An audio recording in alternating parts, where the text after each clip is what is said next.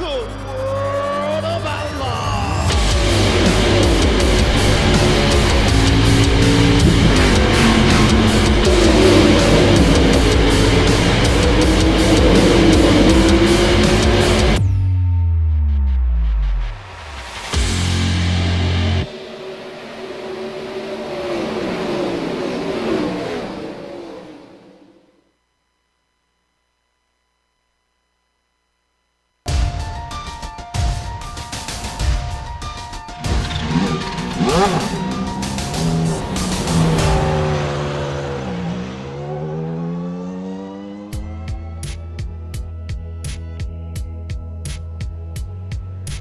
Three rounds have left us with a tie at the top. With tonight's race being the penultimate of the season, it can easily set the tone for the finale and decide who gets to enter the last race with the upper hand. Kokomo will be a unique venue that should challenge the drivers with its flat but progressive banking. Who of our young hopefuls will come out on top? We'll find out soon as we get ready to watch round 4 of the CSI Shocks Fall Series, and you'll see it all live here on the Global SimRacing channel. Hi, I'm Joe Peak, and with me in the booth is Christian Challoner. Behind the scenes is our director, Sean Crackers Ambrose, and he's using cameras provided by Dougie Beard. This part of the Midwest houses plenty of dirt tracks, and Christian, this place, our drivers are looking to add their names to a pretty legendary list. Foyt, Andretti, Stewart, it should feel awful good to join their ranks. Yeah, this is a really interesting quarter-mile track. We've seen a lot of guys in practice already running either right down at the bottom or right up against the wall, and last night we saw that the bottom slicks off pretty fast, and if you can run the wall, it's quite a significant advantage, and we'll see a lot of crossover tonight between guys and who is good at the top and who is good at the bottom, and the guys at the bottom will probably fade away a little bit whilst the guys at the top will really come in towards the end of the race. So I think it's going to be a really fun night, and we should see a lot of good racing. And now we'll just take a quick look at the points. Absolutely. The championship, I mentioned it a little bit, and that driver's race is tied at 201 points between Day and Rumsey. Now, Schaefer is third in points, but he has not won yet this season. In fact, of the top 5, only Day and Rumsey have. Our third winner is Hannigan. He's still down in 7th. Things could swap around in these last 2 rounds, but it's been a bit of a breakaway there up at the top. So unless both drivers, Day and Rumsey, have a bad couple of final rounds, they're likely to be the ones competing for the championship come round 5 at the Chili Bowl. Of course, also, we want to take a look at the race details for this race, exactly what we've got in store at this series. We're around 4 out of 5. They run the Dirt Midget here in this series with a lot of youngsters out cutting their teeth on this car, as they do in real life. The setups are fixed, though, so they don't have to worry about that at all. And the top 12 qualifiers in a normal group of drivers would advance to the A main, except it looks like we don't have enough to have anybody shut out tonight. So we should see everybody advance onto the A main, but we should still have 2 heats before we get there. We'll see as we continue on here with the practice and see if any more drivers continue to join us. Right now in that warm-up, Logan Rumsey, second in the points, is at the top of the timing charts, and by about half a tenth of a second. A decent gap, not a huge gap, but enough. But we're watching this here in this warm-up, and we can see visibly out on the track here, Christian. You talked about the top line and the bottom line really being the main parts. That middle part is just, it's nothing but fluff out there.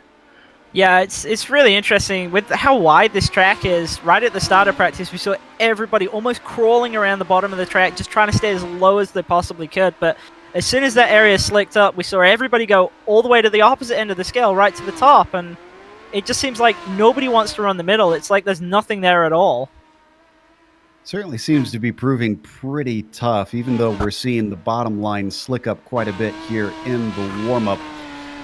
These drivers, though, as a reminder, are running for quite a few prizes, quite a lot of big prizes, especially for such young competitors. The third place finisher in this championship is going to be getting a CSI apparel gift pack and a $100 shock package value, package discount at $150 value overall for that third place package there. And then second place gets also an apparel gift pack from CSI and a $250 shock package discount. And then the winner of everything gets the Samsung tablet with PitLogic added onto it and a $500 shock package discount, $750 value total for our racer who takes it all come the end of round 5 in a week's time from now. As we ride on board with Austin Wood, still exploring that low line. This really gives you an idea how frantic they have to be with the wheel too. Such a short wheelbase on these cars, Christian. And look at just how much that front wheel is dancing around as he tries to kind of correct his course. Yeah, I've said this a couple of times this season. This thing is extremely difficult to drive on here on iRacing, and the worse the track gets and the more slick areas you've got, the harder it becomes. And I think these guys do a great job week in and week out. It's a really, really difficult car to drive, and they really make the best of it. With a little bit of problems there in the warm-up. Looks like we've just got about 8 more minutes here to go for the drivers to get used to things. They will have the the track reset rather, to 25% once they switch over to qualifying. So it will change a little bit from what you see here. However, everything from there will be carryover. So from the qualifying to the heat, it will carry on. So it'll still be a little bit slicked up from that. And then the incredible amount that they are going to slick it up in that heat race is going to carry over into the race itself. And that will certainly prove a little bit difficult, especially with a lack of banking down on the bottom side and grip continuing to go way out here. They may be small, but you can see they're quite fast, even in the corners, hovering at about 50 miles an hour, and down the straights getting up to 90 to 100 miles an hour. And these tiny little things is Jurczyk, unfortunately, also having trouble there coming through the corners. You might see them coming out of the pits, but Christian, for our viewers who aren't used to oval or dirt oval racing here, there's not really pit stops as part of a factor in this series. Right, yeah, this is pretty much a case of you only pit if you have damage, and really what you start out the race with is what you've got. There's no refueling, there's no tire changes, so it's all about track position, and that kind of brings us into a conversation about restarts, really. We've seen this series has quite wild restarts, and a lot of the time that is really due to the track state. We see a lot of people really struggle to get going, especially if they're on that bottom line and they're trying to pull away in the slick. Yeah, and they've got to be careful if they spin too much or if have too much contact with one another as well, because they have an incident limit in this series. 18 incidents, and that includes contacts with the cars, contacts with the wall, and as I mentioned, spins. If they reach 18 of those, they will be disqualified immediately. So they are encouraged to keep it clean, not just by the stewards, but by the rules themselves, which will be severe, as there is no leeway on that if you rank up those 18 incidents. The good news is, if they do get damaged and they do have to come into the pits, they have a fast repair, so they can duck in, get that fresh car, and get back out there to run. However, they're likely to go a lap or two down if they have to do that. See a little bit of a wheelie there from that onboard. Another thing that these short little wheelbase cars tend to do with all the power underneath them. So with 6 more minutes left to go, I'm looking through our timing sheets. I see Bryce Lucius, who sits 4th in the points. Again, it's a real long shot for guys like him, but he's looking strong right now. Some of, though, that can be influenced a little bit, I suppose, Christian, by who gets in here first. I have to imagine some of the quickest laps probably coming when the track is fresher. Is that a correct assumption? Yeah, absolutely. I think we saw the best from everybody right near the start of the session, and at this point we see that times dropped off quite significantly with the track wearing out. But it's interesting that you mentioned Bryce. He was a guy I was watching out for last week, and he's somebody who's really improved as the series has gone on, and he had a great run last week, and again this week he's second in practice. Okay, we said a little bit about the track state and whatnot, but still is up there in pace, and hopefully he can have another good run tonight. Looking at the track, and you can see here on your screen the slicked up portion. That's where it gets shiny there. You can see the lights kind of reflecting off of parts. Rubber is actually getting laid down onto the track. It's really widening up now, and they have been out there for a number of laps. The feature itself, of course, is going to be a lot more than the semis. The 15 laps for the semis and 40 for the main.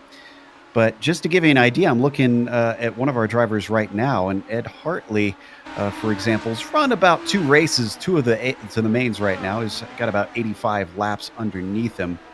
So while it might not slick up this much, it does look like that slicked line is getting wider and wider pretty quickly.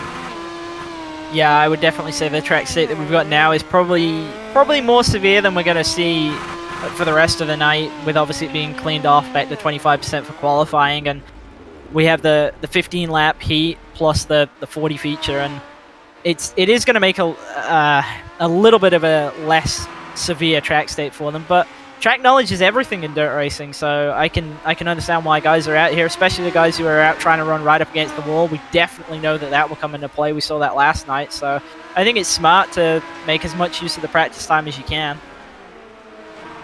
Worth noting, though, this is kind of a first for me. I'm seeing that the track surface temperature is actually cooler than the air temperature right now. It's only 78 degrees out air temperature and 72 degrees Fahrenheit on the surface of the track. Very little wind, though. You can see only 2 miles an hour, so really nothing there for the drivers to worry about there. But just odd to see. I don't think I've ever seen actually the track temperature be cooler than the air temperature before. Yeah, that is quite interesting. The only thing that I can maybe hypothesize on this one is that with it being a dirt surface and a bit of water in there, that perhaps is why that's a little bit cooler than we're used to seeing. But certainly for normal paved ovals, we never see that. It's always a case of the lowest that we ever see the track temp is basically equal to the air temp. So it is an interesting factor, and I'm not honestly sure how much a difference it makes, but it's definitely interesting, especially for me. I always like to look into that kind of thing. Yeah, the track surface and the tires, I guess the only 2 things that really should be making contact, and that makes a big difference on the racing. Schaefer, unfortunately, going for a little tumble there as he has a wild ride down into the corner. We've been getting some great insight, though, watching these drivers try to wheel these things around in the warm-up, giving us a good idea of who's got a handle on things. Of course, not everybody, even though they all get equal practice time, not everybody really gets, I guess, equal data out of it, if you will. Yeah, and we said a little bit about, obviously, the guys that came in earlier in the session. They'll have found their practice time a little bit more useful, especially that they would have had a bit more running on the bottom before it turned as slick as it has. But what we can really see, I guess, in the end parts of this practice session is a lot of people trying to get some practice running right up against the wall, and we're seeing quite a few drivers have issues with that, and a lot of people spinning out either because they're clipping the wall or because they're clipping another car that's up next to the wall. And the margin is extremely fine, but the time is there, so you do have to push for it. Well, let's take a look at the qualifying details, which is brought to you by PitLogic. PitLogic is the most comprehensive chassis and shock setup application on the market. It's available on Google Play or the Apple App Store. Check them out at competitionsuspension.com/CSI-logic-app. There you can see they'll get 3 laps here in their qualifying, and then the top 12 will transfer into the main, and the track state will be at 25%. We mentioned that a little bit earlier. Everybody else will have to run the heat, but it does look like we will see everybody transfer over into the main regardless. So at this point, basically, you are bypassing the heat. However, the unique thing about the qualifying, Christian, is it's going to put our front runners at the back come the A main. Right, exactly, and we've seen that become quite a factor actually. With the way this qualifying works, is the top 12 automatically lock their way in, but they are then inverted. So the pole sitter effectively goes all the way back to 12th, and we've talked a little bit about how track position is everything in dirt racing, and so I have to feel like there's a bit of a fine line between what drivers want to do here, because I suspect some will, I don't want to say sandbag their qualifying lap, but it's almost not in your interest to get the pole. But you also don't want to be 13th, because then you're having to go through the heat, and there is no way that you're going to start higher than 13th. So it's a bit of a tactical game. Yeah, I don't know if I'd really want to flirt with the close margins around here. Is it'd be tough to try and sandwich yourself exactly where you want to be. I guess you just kind of got to go as quick as possible, which is the purpose of qualifying, which has started now. They do get 5 minutes out here to try and set their lap, so they don't have to start immediately.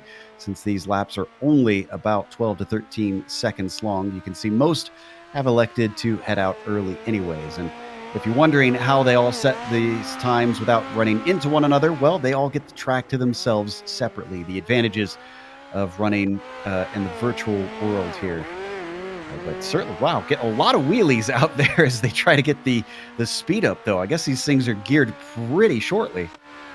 Yeah, I did a couple of laps actually before we came on air, and I did find that the tendency to wheelie is quite strong, especially with the fresh track state. So I'm not surprised that we're seeing other guys struggle with this, especially when they're trying to get everything out of it for qualifying.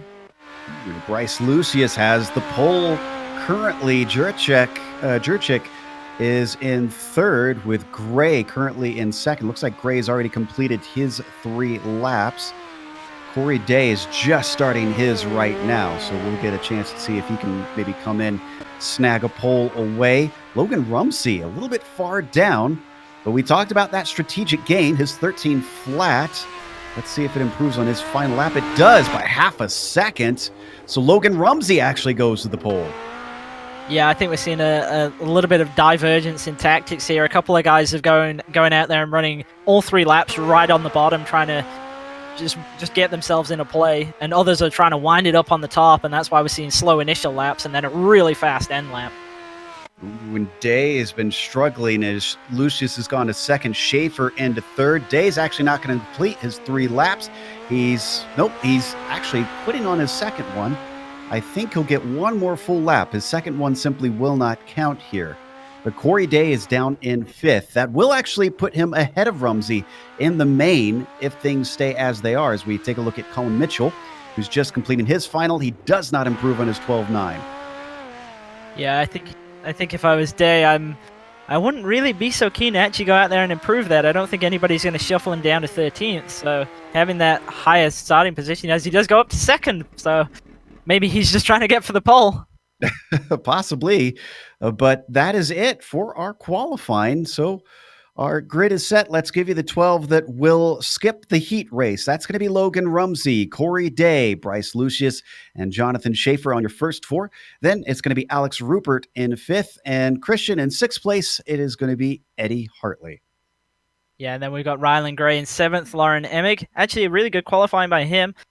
Travis Yerzik, and then Jet Barnes is actually coming up in 10th. Ryan Timms, 11th, and Colin Mitchell will be our last to automatically qualify for the main in 12th. So we're going to be seeing Seth Schenzel, Grayson Springer, Austin Wood, Colton Collins, Lincoln Smith, and Reed Whitney try to compete to decide their starting order at the back of the pack for the A main.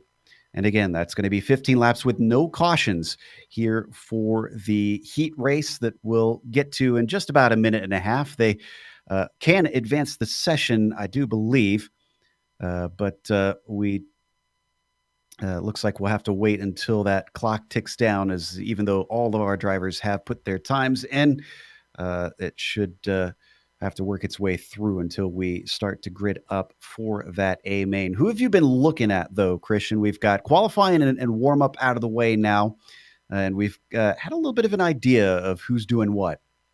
Well, I think last week actually really showed us a good. Well, we had that entire race go green, and that really allowed the field to spread out, and it kind of showed us what the sort of true pace differential was without other cars kind of muddying the picture on, say, restarts and so on.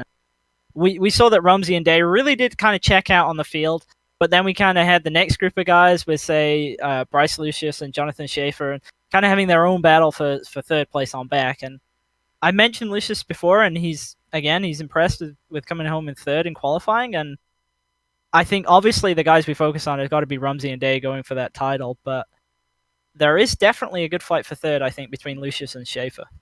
That's a good point, that our two tied at the top are going to be starting right next to each other. And as we mentioned, it's essentially whoever finishes ahead of the other is going to have the upper hand come the final round.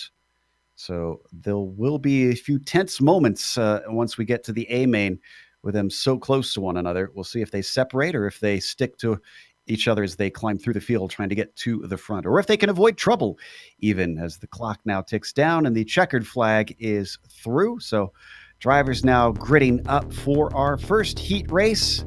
Only going to have one. I mentioned if we don't have enough drivers, we might not get a second heat race, and we won't today since everybody is going to be cycling through into the A main. There you see your starting grid with Seth Stenzel, Grayson Springer, Austin Wood, Colton Collins, Lincoln Smith, and Reed Whitney taking off behind the pace truck. Conditions haven't changed a whole lot. The track has actually cooled down a little bit even. 7 degrees Fahrenheit on the track surface right now. And we're hearing Christian talking about how that affects the racing. Again, I'm not as familiar as well, but I do know that the cooler temperatures helps retain the moisture a little bit better from what I understand, which they want in this track to help keep it grippy out there. 2 pace laps, 2 very quick pace laps, with this being only a quarter-mile racetrack, tiny little short dirt track oval. And we go racing for 15 of them as now they're giving control to Seth Stenzel. The pace truck is pulled in. Green flag is out as he gets a big jump on the field. Down into turn 1, Austin Wood slides into second, but it looks like behind him in third, Lincoln Smith is going to duck underneath both of them as they slide a little bit wide. Colton Collins also trying to use that low line. Middle line working a little bit better, surprisingly, for Smith. Yeah, I mean, Stenzel, he really checked out. He went as soon as he kind of got to the entry of 3 and put everybody out there, and everybody's still fighting 3 wide at the moment for second. On the high side, Springer just sneaks through as down in the middle lane, Colton Collins trying to see if that works out, and it does indeed. Springer still working up high as Lincoln Smith now tries to duck low. Second place is going to solidly go to Colton Collins here as the laps continue to tick away. Springer with a little bit of a high entry cutting down to the bottom. That gets him ahead of Smith, but Smith going for the over-under. Yeah, a lot of crossover between the lines between both these guys, but looks like they both want the bottom this time. And Smith, a horrible exit off the turn. This brings him into the clutches of Wood now trying to get into there. He makes contact with Springer up high, down low below them. That's Reed Whitney, who was at the very back. He's now getting into the mix. It is anybody's game. Yeah, we see Springer's going all the way to the top this time, just trying to get out of there and maybe get the car wound up and try and get himself clear by using that top side, but not been able to do it as he dives all the way to the bottom here in a 1.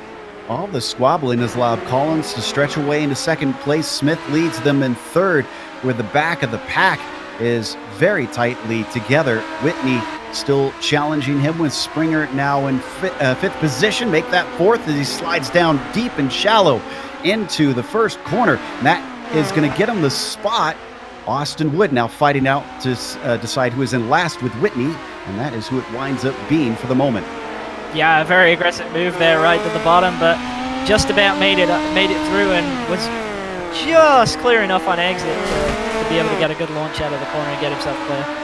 Google is so far ahead. He's getting close to lapping Wood at this point with 6 laps to go. We'll run out of time before I think we're going to get up to that unless they start really fighting hard at the back of the field. There is your leader, the number 17, who has been making easy work of everybody else. He's just been on his lonesome, and he is now down to 4 laps to go.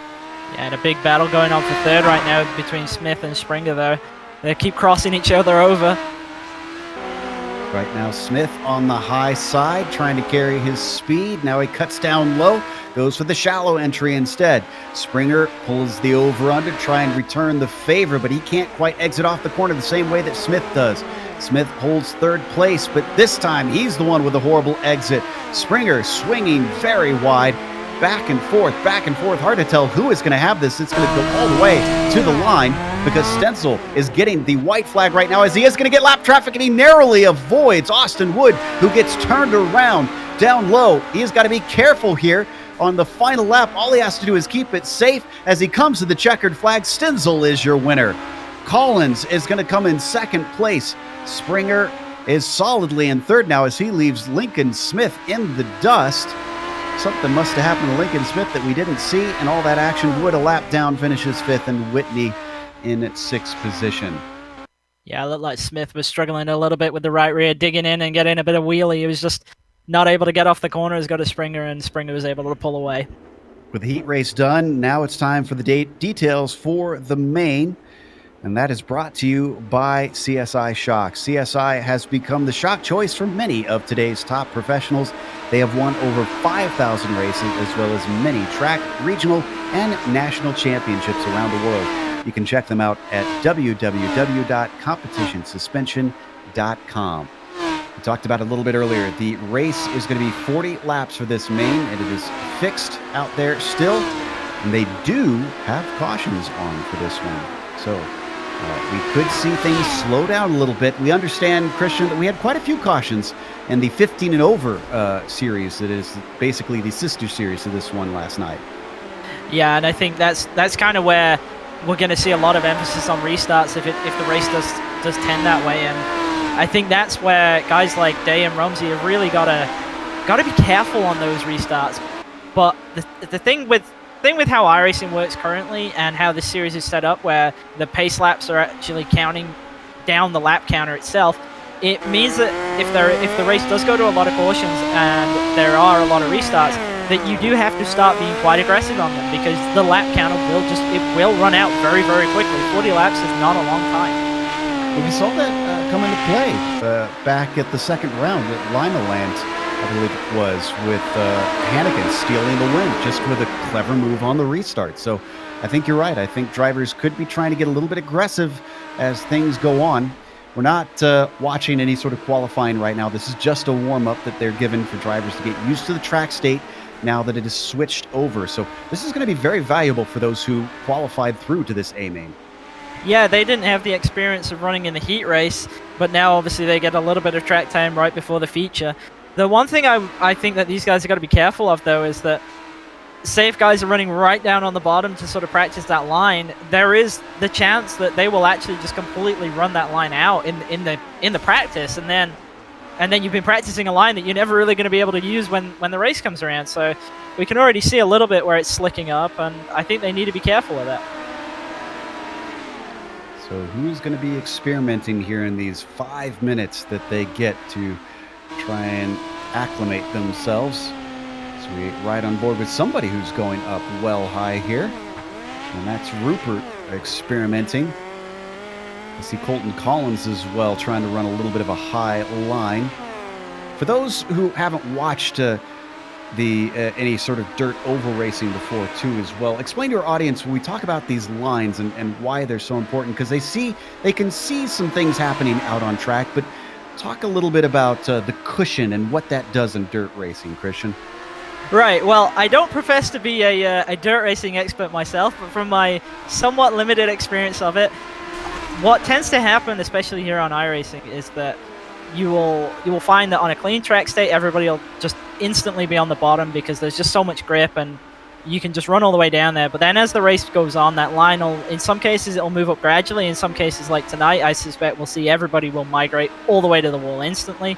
And you kind of push that dirt off the surface and up towards the outside, and you get this effect of where the dirt itself kind of pushes back against you. So if you can get the right rear sitting up on that, you can get an enormous amount of drive and carry an enormous amount of speed. And there's certain tracks, say for example Eldora, we see everybody always on the wall there, and it's really because the cushion just builds up, and the effect is so dramatic. So our viewers will need to watch out for the cushion that we keep talking about, and that is oh so important for these drivers themselves to watch out for and try and be observant and pick up and feel what the car is doing. With pretty much everybody except for one or two drivers out there. It's a very full quarter-mile track with midgets just on every inch. You cannot escape. That'll make it very tough to avoid the cautions that we're talking about, even though it looked pretty clean for the most part in the heat race. There's so many more cars out on track. That's why we keep talking about the potential for cautions here in the A main, as the 20 seconds of warm-up work their way down to zero, get the checkered flag. Drivers will grid up and we'll go racing for 40 minutes here in the penultimate round in the CSI Shocks Fall Series. This is the 14 and under drivers. So these are all the young guns that are looking to come up, many of which are driving in real life, which hence why it's so important for them to compete for the Shocks packages that they will earn at the end of the season. There goes our checkered flag. So we've got our starting grid now for the main. Let's go through that starting order here. It is going to be Eddie Hartley starting on the pole with Alex Rupert in second. Then it's Jonathan Schaefer starting in third.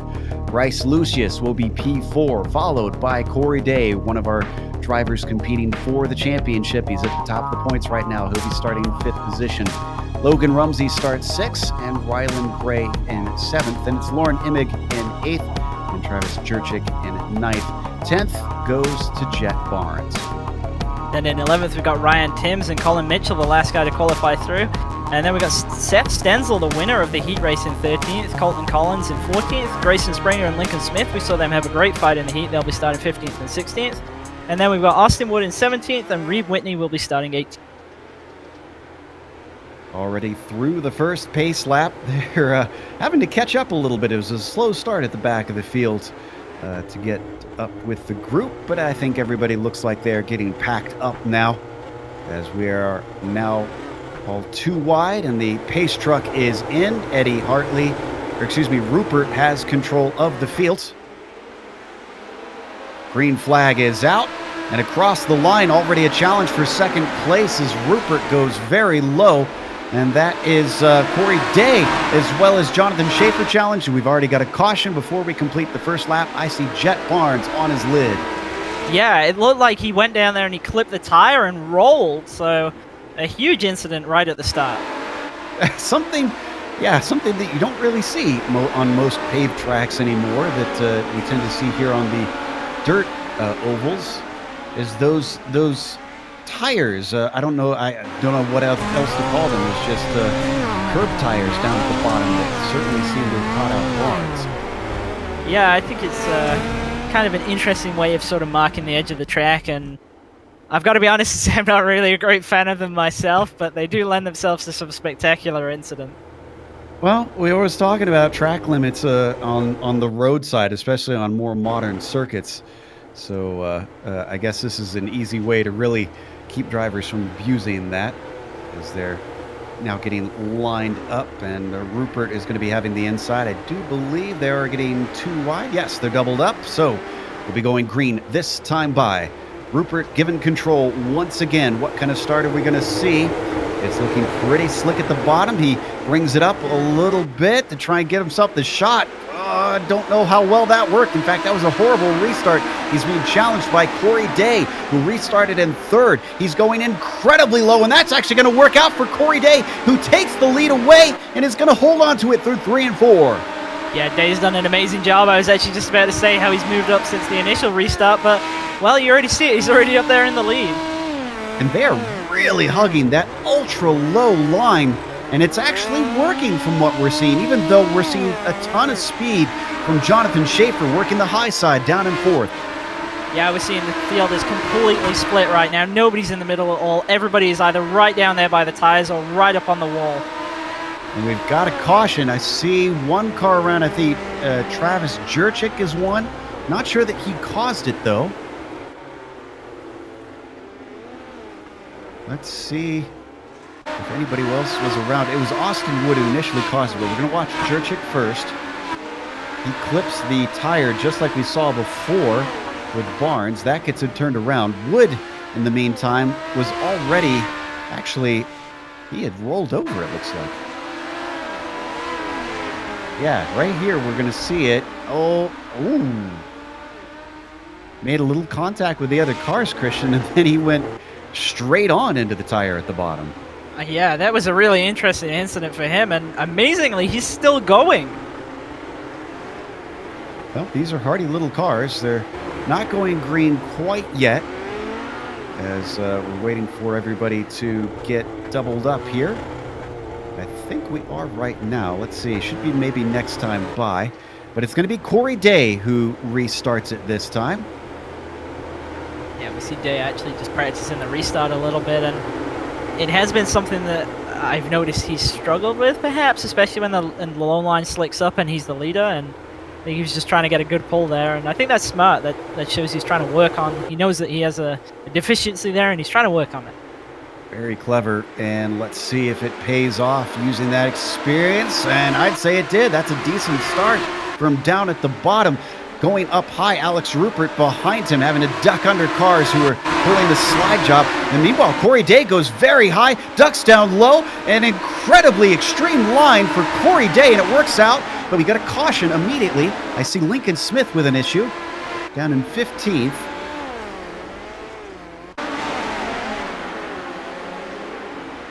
I think he must have been the one that caused it. He came to a halt in the middle of the track.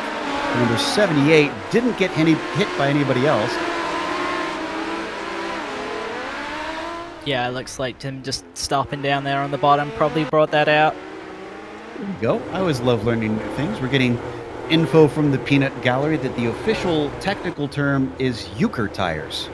Don't ask me why, but there we go. Not sure if that's right. I'm going to show my Midwestness right here.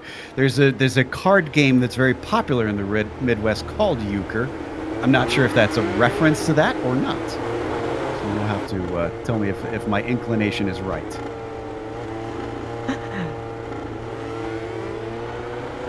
I had no idea until I left the Midwest how much card playing is a Midwest thing, to tell you the truth. We get very bored out there, so we have to invent games. But in the meantime, Corey Day is going to get the restart here with Jonathan Schaefer up on his high side. Schaefer's been running that high side to decent effect, but hasn't given him the lead quite yet as the green flag comes out. A lot of bumping and banging in the mid-pack, and Schaefer immediately continuing up high as we see Corey Day run down low. But Day tries to get up high to try and block him there now, and in fact, it's going to work out as Day holds that high line, holds on to the lead. They head now down through 1 and 2. And once again, bit of a mixed line there for Corey Day. Yeah, it looks like he's keen to run the bottom in 1 and 2, but then he immediately tries to get to the top in 3 and 4. And we're actually seeing that with a lot of guys, although it does seem the majority of the field has immediately gone to the top on this restart. Definitely seems to be the desired line as we got another caution. I see Jurczyk involved, a lot of cars involved now. Collins, Smith, and Springer. We get did Day? Oh, how did Day get involved? Day is upside down. It looked like he lifted for the yellow coming out and just got into the wall. And Schaefer got him a little bit too. That's what sent him over. This was a completely separate incident. We had 2 of them. So that was up at the front of the field, and towards the back, let's see, Grayson Springer is involved. He's upside down. But it started with Travis Jurczyk.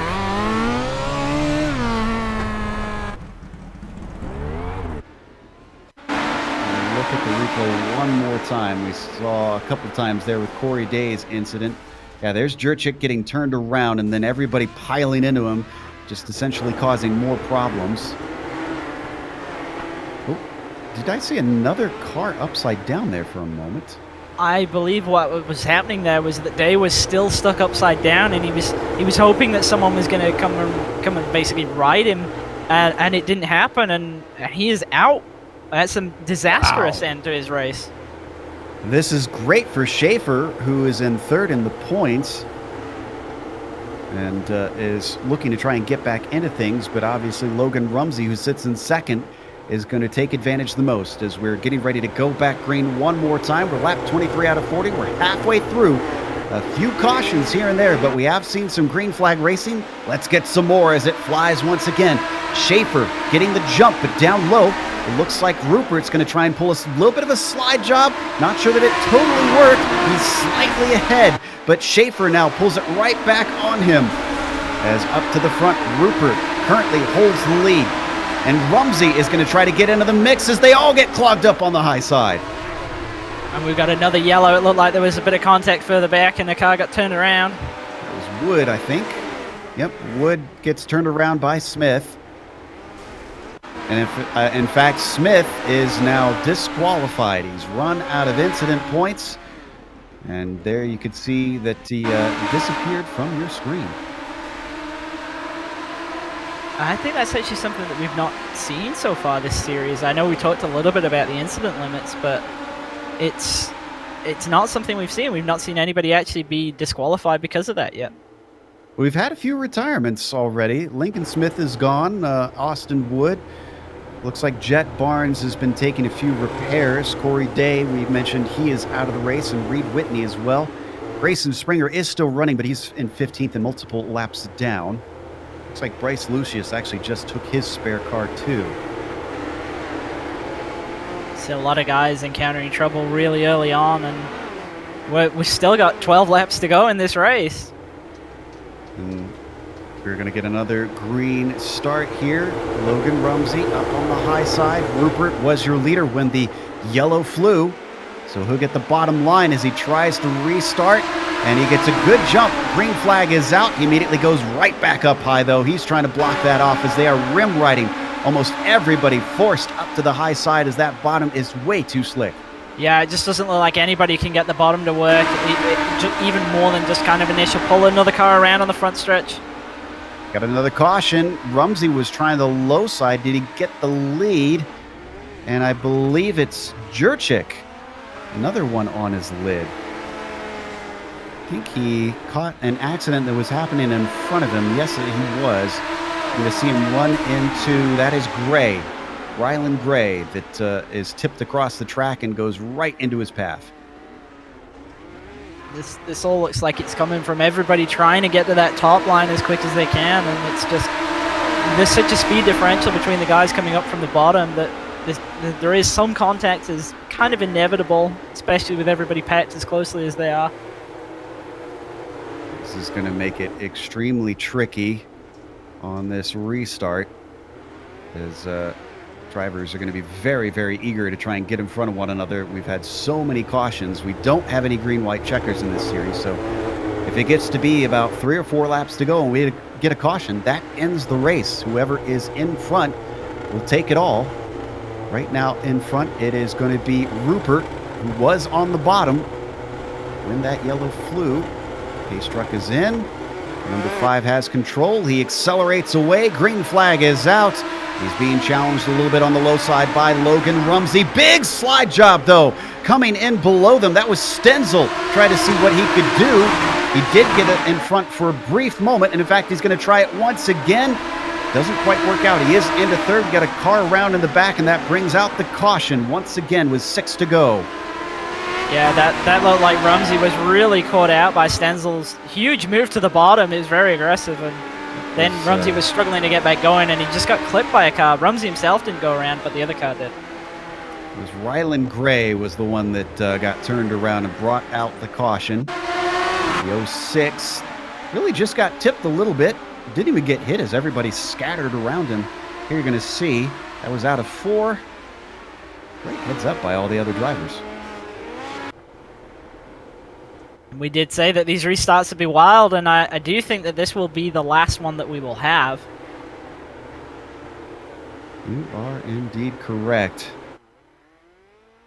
So Rupert, who is going to be our leader, is going to have to try very, very hard to stay in front. I think it's going to be 2 laps to go on the restarts.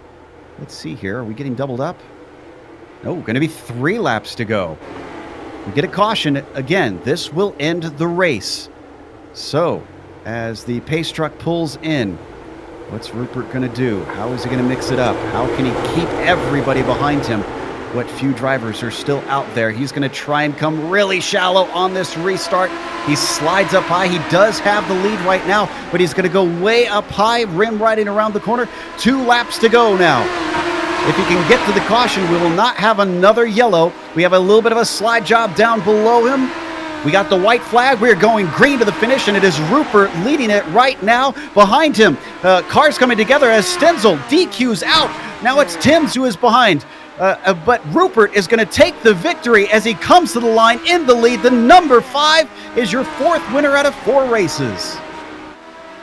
Wow. It was a really good way to get the restarts going there by Rupert. It looked like he was kind of always a bit slow on the initial pull, but it was really working for him. He would always be kind of the leader when he got round to turn 1. That's going to take us to a quick break as some beautiful donuts midget style from Alex Rupert in celebration. We'll come back with the unofficial results as well as driver interviews. Stick around because on screen you'll see all the upcoming races here on GSRC.